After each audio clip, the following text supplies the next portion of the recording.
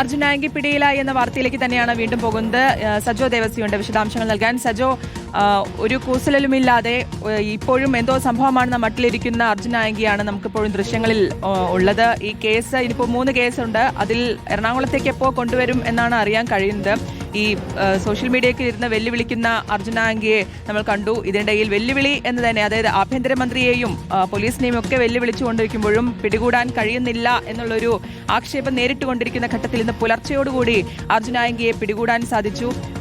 എന്തായാലും ഇനി അറിയേണ്ടത് ഇപ്പോൾ എറണാകുളത്തേക്ക് കൊണ്ടുവരും എന്നുള്ളതാണ്. മറ്റു നടപടിക്രമങ്ങളടക്കം എന്താണ് മനസ്സിലാക്കാൻ സാധിക്കുന്നത്? അർജുൻ ആങ്കിയെ ഇന്ന് പുലർച്ചയോടുകൂടിയാണ് കേരള പോലീസ് പിടികൂടിയത്. പുലർച്ചെ 2:30 കൂടിയാണ് പോലീസ് പിടികൂടിയത്. വെല്ലുവിളിച്ചുകൊണ്ട് സോഷ്യൽ മീഡിയയിൽ നിറഞ്ഞു നിൽക്കുകയായിരുന്നു അർജുൻ ആങ്കി അവസാന നിമിഷം വരെയും. പക്ഷേ ഒടുവിൽ എന്തായാലും പിടി വീണിരിക്കുന്നു, പൂട്ട് വീണിരിക്കുന്നു, വിലങ്ങ് വീണിരിക്കുന്നു അർജുൻ ആങ്കിക്ക് എന്നുള്ളതാണ്. 3 കേസുകളുണ്ട്. അതിൽ ആഭ്യന്തരമന്ത്രിയെ വെല്ലുവിളിച്ചതുകൊണ്ട് പോലീസിന് നേരെ വെല്ലുവിളി ഉയർത്തിക്കൊണ്ടിരിക്കുന്ന അർജുൻ ആങ്കി ഒടുവിൽ ഇന്ന് പുലർച്ചയോടെ അർജുൻ ആങ്കിയെ പോലീസ് പിടികൂടി. അപ്പോഴും പരിഹാസം തുടരുകയായിരുന്നു അർജുൻ ആങ്കി എന്നുള്ളതാണ്. കടലിൽ കാണാതായവരെ കിട്ടിയോ എന്നുള്ള ചോദ്യമായിരുന്നു അർജുൻ ആങ്കി അതിനുശേഷം പ്രതികരണം വന്നപ്പോൾ ഉണ്ടായത്. വലിയ രീതിയിലുള്ള പരിഹാസങ്ങൾ തുടർന്നുകൊണ്ടിരിക്കുന്നു. ഈ പോലീസിനെയും ആഭ്യന്തര വകുപ്പിനെയും വെല്ലുവിളിച്ച അർജുൻ ആങ്കിയെ അവസാനം പൂട്ടിയിരിക്കുകയാണ് പോലീസ് എന്നുള്ളതാണ്. താളിക്കാവിലെ അഭിഭാഷക ദമ്പതികളുടെ ഫ്ളാറ്റിൽ നിന്നാണ് അർജുൻ ആങ്കിയെ നാടകീയമായിട്ട് അറസ്റ്റ് ചെയ്ത് ഓടിച്ചിട്ട് പിടികൂടുകയായിരുന്നു എന്നാണ് പോലീസ് അറിയിച്ചത്. എന്തായാലും ഇന്ന് പുലർച്ചയോട് കൂടിയിട്ട് അഭിഭാഷകയുടെ വീട്ടിൽ നിന്ന്, അഭിഭാഷക ദമ്പതികളുടെ ഫ്ളാറ്റിൽ നിന്നാണ് അർജുൻ ആങ്കിയെ പിടികൂടിയത്. കണ്ണൂരിൽ നിന്നാണ് പിടികൂടിയത്. നേരത്തെ പലയിടത്തു നിന്ന് അർജുൻ ആങ്കി പലയിടത്തും എത്തിയതായി, പല ജില്ലകളിലും എത്തിയതായി സ്ഥിരീകരിച്ചിരുന്നു. അതിന്റെ ദൃശ്യങ്ങളടക്കം പുറത്തു വന്നിരുന്നു. മലപ്പുറം എടപ്പാളിൽ നിന്നടക്കമുള്ള ദൃശ്യങ്ങൾ പുറത്തു വന്നിരുന്നു. അതിനുശേഷം കണ്ണൂരിലേക്ക് എത്തി. അവിടെ നിന്നാണ് പോലീസ് അർജുൻ ആങ്കിയെ പിടികൂടിയിരിക്കുന്നത്. സജോ ദേവസിയിലേക്ക് പോവുകയാണ്. സജോ, എറണാകുളത്തേക്ക് എപ്പോഴായിരിക്കും എത്തിക്കുക?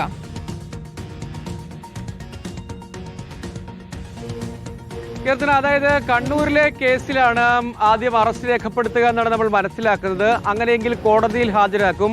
റിമാൻഡ് ആണെങ്കിൽ എറണാകുളം പോലീസിന് പിന്നീട് കോടതിയിൽ കസ്റ്റഡി അപേക്ഷ നൽകി കൊണ്ടുവരാനാകും കഴിയുക. അല്ലെങ്കിൽ ജയിലിലെത്തി അറസ്റ്റ് രേഖപ്പെടുത്തി പിന്നീട് കസ്റ്റഡി അപേക്ഷ നൽകേണ്ടി വരും. എന്ന് വെച്ചാൽ അതിനകത്ത് വളരെ വേഗത്തിൽ എറണാകുളത്തേക്ക് കൊണ്ടുവരിക എന്നത് ആ കേസിനെ പോലീസ് എങ്ങനെയാണ്, കണ്ണൂരിലെ ആ കേസിലെ അറസ്റ്റാണ് രേഖപ്പെടുത്തുന്നതെങ്കിൽ കോടതിയിൽ ഹാജരാക്കേണ്ടി വരും. അതിൽ റിമാൻഡ് ആണ് എങ്കിൽ തൽക്കാലം എറണാകുളത്തേക്ക് കൊണ്ടുവരിക അപ്രായോഗികമാകും. ഇതാണ് അതിനകത്തൊരു നിയമപരമായ സാധ്യതയായി നമ്മൾ കാണുന്നത്. ഏത് കേസിലാണ് ആദ്യം അറസ്റ്റ് രേഖപ്പെടുത്തുക എന്നതാണ് പ്രധാനം. കണ്ണൂരിലെ കേസിലാണ് ആദ്യം അറസ്റ്റ് രേഖപ്പെടുത്തുന്നതെങ്കിൽ കണ്ണൂരിലെ കോടതിയിൽ തന്നെ, കണ്ണൂരിൽ ടൗണിലുള്ള കോടതിയിൽ തന്നെ ഹാജരാക്കും. അതിൽ റിമാൻഡിലേക്ക് പോവുകയാണ് എങ്കിൽ സ്വാഭാവികമായും ജയിലിലേക്ക് പോവുകയാണ് ചെയ്യുക. അതിൽ ഏതായാലും വളരെ എളുപ്പത്തിൽ ജാമ്യം ലഭിക്കാനുള്ള സാധ്യതയില്ല. ജാമ്യം ലഭിച്ചാൽ തന്നെ രണ്ടാമത്തെ കേസിൽ അറസ്റ്റ് ചെയ്ത് എറണാകുളത്തേക്ക് കൊണ്ടുവരാം. പക്ഷേ റിമാൻഡ് ആവുകയാണ് എങ്കിൽ ഒന്നുകിൽ ജയിലിൽ പോയി അറസ്റ്റ് രേഖപ്പെടുത്തിയതിനു ശേഷം കോടതിയിൽ കസ്റ്റഡി അപേക്ഷ നൽകാം. അതിനുശേഷം കസ്റ്റഡിയിലെടുത്ത് എറണാകുളത്തേക്ക് കൊണ്ടുവരികയും ചോദ്യം ചെയ്യൽ അടക്കമുള്ള നടപടികൾ പൂർത്തീകരിച്ചതിന് ശേഷം ആ കേസിൽ റിമാൻഡിനായി റിമാൻഡ് റിപ്പോർട്ട് കോടതിയിൽ സമർപ്പിക്കുകയും ചെയ്യാം. ഇതാണ് പ്രായോഗികമായ കാര്യം. അതുകൊണ്ട് പോലീസിന്റെ അക്കാര്യത്തിൽ ഏത് കേസിലാണ് ആദ്യ അറസ്റ്റ് രേഖപ്പെടുത്തുന്നത് എന്നൊരു പ്രാധാന്യമുണ്ട്. മറ്റൊന്ന്, കണ്ണൂർ പോലീസാണ് യഥാർത്ഥത്തിൽ ഇപ്പോൾ പിടികൂടുകയും കസ്റ്റഡിയിൽ എടുക്കുകയും ചെയ്തിട്ടുള്ളത്. അപ്പോൾ ആദ്യം അറസ്റ്റ് രേഖപ്പെടുത്തുന്നത് കണ്ണൂരിൽ രജിസ്റ്റർ ചെയ്തിട്ടുള്ള കേസിലാകും. അങ്ങനെയെങ്കിൽ കണ്ണൂർ കോടതിയിൽ ഹാജരാക്കിയാൽ റിമാൻഡാണ് എങ്കിൽ ഇന്ന് എറണാകുളത്തേക്ക് കൊണ്ടുവരിക അല്ലെങ്കിൽ എറണാകുളത്തേക്ക് എത്തിക്കുക എന്നത് പോലീസിനെ സംബന്ധിച്ചിടത്തോളം നിയമപരമായി പ്രായോഗികമാവുകയില്ല. അത് സംബന്ധിച്ച് അല്പസമയത്തിനകം തന്നെ ഒരു വ്യക്തത കൈവരും എന്ന് നമ്മൾ കരുതുകയാണ്. കണ്ണൂരിലെ അറസ്റ്റ് ആണെങ്കിൽ എന്ന് മാത്രമല്ല, എറണാകുളത്ത് 3 കേസുകളാണുള്ളത്. എറണാകുളത്ത് നിന്നുള്ള ഉദ്യോഗസ്ഥർ അവിടെ എത്തി അറസ്റ്റ് രേഖപ്പെടുത്തണം. അല്ലാത്ത പക്ഷം കോടതിയിൽ അപേക്ഷ നൽകുകയാണ് വേണ്ടത്. ഇത് രണ്ടുമാണ് നടക്കേണ്ടത്. അപ്പോൾ കണ്ണൂരിലെ കേസിലെ പ്രാഥമിക നടപടികളിലേക്കാണ് പോകുന്നതെങ്കിൽ സ്വാഭാവികമായും ഇന്ന് കൊച്ചിയിലേക്ക് എത്തിക്കുക അപ്രായോഗികമായിരിക്കും നിയമപരമായ കാര്യങ്ങൾ പരിശോധിച്ചാൽ. ഇതാണ് ഈ ഘട്ടത്തിൽ നമ്മൾ മനസ്സിലാക്കുന്ന ഒരു പ്രധാനപ്പെട്ട കാര്യം. അപ്പോൾ വിവിധങ്ങളായ കേസുകൾ പിന്നീട്, അതായത് നേരത്തെ 23 കേസുകൾ ഉണ്ടായിരുന്നു. അതുമായി ബന്ധപ്പെട്ട് പുതിയ നടപടികളൊന്നുമില്ല. ഇപ്പോൾ രജിസ്റ്റർ ചെയ്തിട്ടുള്ള ഏതാണ്ട് ഒരു 4ലധികം കേസുകളാണ് പുതുതായി രജിസ്റ്റർ ചെയ്തിട്ടുള്ളത്. ഇതുകൂടാതെ ഏറ്റവും ആദ്യം രജിസ്റ്റർ ചെയ്തത് ഈ കേസുകൾക്കെല്ലാം ഒരു ഇടവേളയ്ക്ക് ശേഷം രജിസ്റ്റർ ചെയ്ത ആദ്യ കേസ് കോതമംഗലത്തെ കേസാണ്. ആ കോതമംഗലത്തെ കേസും പിന്നീട് കോതമംഗലത്തെ ആ കേസിന് ശേഷം ജയിലിൽ നിന്ന് ഇറങ്ങിയ അർജുൻ ആയങ്കി SHOയെ ഭീഷണിപ്പെടുത്തി. ആ ഭീഷണിപ്പെടുത്തിയതിന് ഊന്നുകൽ പോലീസ് സ്റ്റേഷനിൽ FIR രജിസ്റ്റർ ചെയ്തു. അതുകൂടാതെ എറണാകുളം സൈബർ പോലീസും ഒരു കേസ് രജിസ്റ്റർ ചെയ്തിട്ടുണ്ട്. അങ്ങനെ 3 കേസുകളാണുള്ളത്. 4ാമത്തെ കേസാണ് കണ്ണൂരിലുള്ളത്. അപ്പോൾ ഈ 4 കേസുകളിലും യഥാർത്ഥത്തിൽ അറസ്റ്റ് രേഖപ്പെടുത്തേണ്ടതാണ്. അപ്പോൾ ആദ്യ അറസ്റ്റ് കണ്ണൂരിലെ കേസായിരിക്കും എന്നാണ് നമ്മൾ ഈ ഘട്ടത്തിൽ മനസ്സിലാക്കുക. ചുരുക്കത്തിൽ ആ കേസിൽ ഒരു കേസിൽ ജാമ്യം ലഭിച്ചാൽ പോലും അർജുൻ ആയങ്കിയെ സംബന്ധിച്ചിടത്തോളം ഇനി വരാനിരിക്കുന്നത് തുടർച്ചയായിട്ടുള്ള റിമാൻഡും ജയിൽവാസവും ഒക്കെ ആയിരിക്കും. കാരണം 4 കേസുകളുണ്ട്.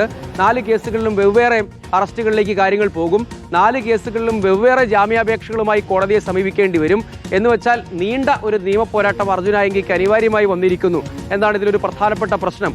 അതായത് കോതമംഗലത്ത് കല്യാണത്തിൽ പങ്കെടുക്കാൻ പോയി എന്ന് അർജുൻ ആയങ്കി പറയുന്നു. അവിടെ ഒരു റിസോർട്ടിൽ റൂമെടുത്ത് സുഹൃത്തുക്കളുമായി ഇരിക്കുമ്പോഴാണ് കോതമംഗലം പോലീസ് കസ്റ്റഡിയിലെടുക്കുന്നത്. ഒരു തിരഞ്ഞെടുപ്പ് ഘട്ടമാണത്. സംഘടിത കുറ്റകൃത്യത്തിനായി അവിടെ ഒത്തുചേർന്ന് ഗൂഢാലോചന നടത്തി എന്താണ് ആ കേസിലെ FIR പരിശോധിച്ചാൽ മനസ്സിലാവുക. അപ്പോൾ അങ്ങനെ ഒരു കേസാണ് ആദ്യം ഉണ്ടാകുന്നത്. ആ കേസിൽ പക്ഷേ ജയിൽ റിമാൻഡിൽ കഴിയുകയും അതിനുശേഷം ജാമ്യം ലഭ്യമാവുകയും ചെയ്തിട്ടുള്ളതാണ്. പക്ഷേ മറ്റ് കേസുകളും ഉണ്ട്. മറ്റ് 3 കേസുകൾ കൂടിയും ഉണ്ട്. അങ്ങനെ 4 കേസുകളാണ് ഇപ്പോൾ എറണാകുളത്ത് ഏറ്റവും ലേറ്റസ്റ്റായി അവശേഷിക്കുന്നത്. ആ 3 കേസുകളിൽ ജാമ്യം എടുക്കണം. ഇതുകൂടാതെ കണ്ണൂരിലെ കേസിലും ജാമ്യം ലഭിക്കണം. എന്ന് വെച്ചാൽ അത്രയും കാലം നിയമ പോരാട്ടം നടത്തി ഓരോ കേസുകളിലും വെവ്വേറെ ജാമ്യാപേക്ഷകൾ സമർപ്പിച്ച് ജാമ്യം നേടി മാത്രമേ ഇനി അർജുൻ ആയങ്കിക്ക് ജയിലിൽ നിന്ന് പുറത്തു വരാൻ കഴിയുകയുള്ളൂ. അങ്ങനെ ഒരു സാഹചര്യമാണ്, അങ്ങനെ ഒരു നിയമപരമായ വെല്ലുവിളിയാണ് അർജുൻ ആയങ്കി നേരിടുന്നത് എന്നതുകൂടി കാണണം.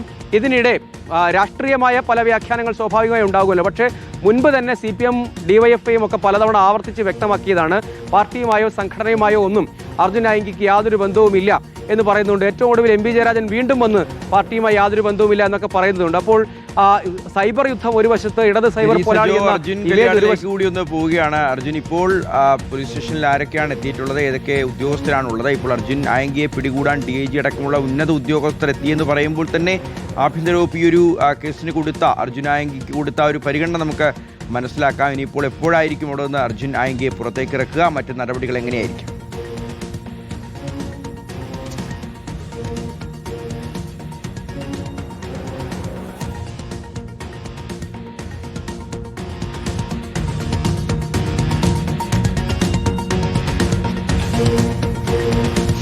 അർജുൻ കല്യാടാണ് വിവരങ്ങൾ നൽകാൻ നമുക്കൊപ്പം ഉള്ളത്. അപ്പോൾ പോലീസിനെയും ആഭ്യന്തര വകുപ്പിനെയും ഒക്കെ ദിവസങ്ങളായി വെല്ലുവിളിച്ച അർജുൻ ആയങ്കി ഒടുവിൽ കൂട്ടിയിരിക്കുന്നു കേരള പോലീസ്. താളിക്കാവിലെ അഭിഭാഷക ദമ്പതികളുടെ ഫ്ളാറ്റിൽ നിന്നാണ് പുലർച്ചെ 2:30 അറസ്റ്റ് ചെയ്തത്. അർജുൻ കല്യാട് ഉണ്ട് നമുക്കൊപ്പം. അർജുൻ, പറയൂ.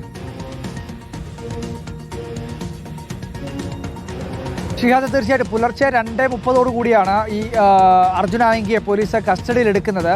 താളിക്കാവിലുള്ള അഭിഭാഷക ദമ്പതികളുടെ വീട്ടിൽ വെച്ചായിരുന്നു കസ്റ്റഡി എടുത്തത്.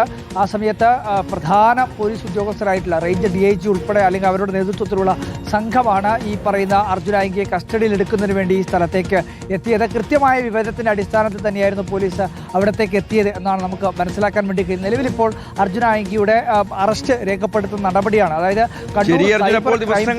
കേരള പോലീസും അർജുൻ ആയങ്കിയും തമ്മിലുള്ള ഒരു കള്ളനും പോലീസും കളി അവസാനിച്ചിരിക്കുന്നു. അർജുൻ ആയങ്കി കേരള പോലീസ് പൂട്ടിയിരിക്കുന്നു, അഭിമാനം സംരക്ഷിച്ചിരിക്കുന്നു. വിശദമായി ഈ വാർത്തയിലേക്ക് നമുക്ക് വീണ്ടും എത്താം.